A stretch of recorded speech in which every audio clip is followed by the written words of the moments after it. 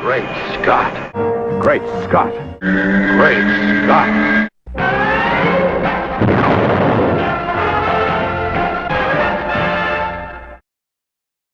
Hello everyone and welcome to another edition of Great Scott. I'm Scotty V. It's good to see you.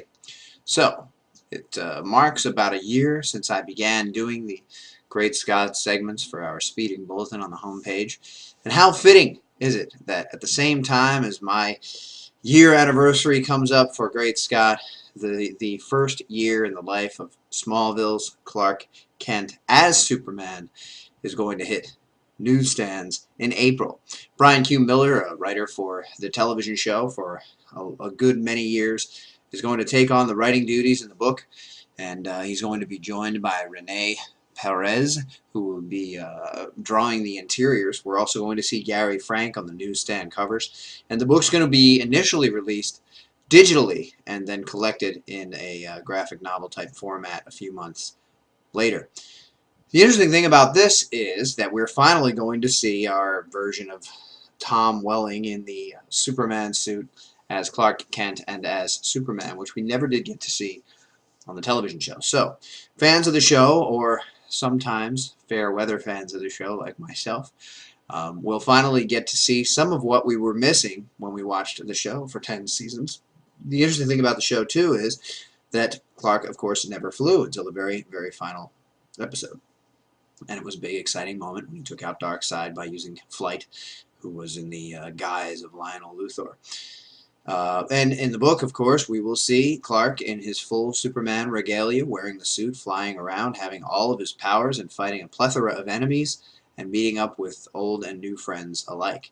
The release that has just come out says that Chloe and Oliver will be in, and it's interesting to note that their names are Sullivan. It's a combination of Sullivan Queen, so it's Oliver Sullivan Queen and it's Chloe Sullivan Queen. I find it interesting that Chloe gets to keep her name full. In other words, Chloe Sullivan as opposed to Chloe Queen Sullivan. But, you know, maybe that came out on the show. I can't exactly remember, but to me that's new news. I also find it that I'm particularly excited about the possibility of seeing Pete return and about seeing Lana return, even though Lana was one of those characters that really got under my skin during the show. Perhaps they'll resolve some of that storyline and perhaps bring her back down to earth. As last we saw her, she had superpowers and couldn't touch Clark anymore because she was infused with kryptonite poisoning. As much as I have complained about the show at times, and I do find that there were a lot of plot holes and a lot of issues, and that it really took Clark down a different dark path than I would have liked, I am looking forward to this book, and I will be buying it, and we'll see how the story goes.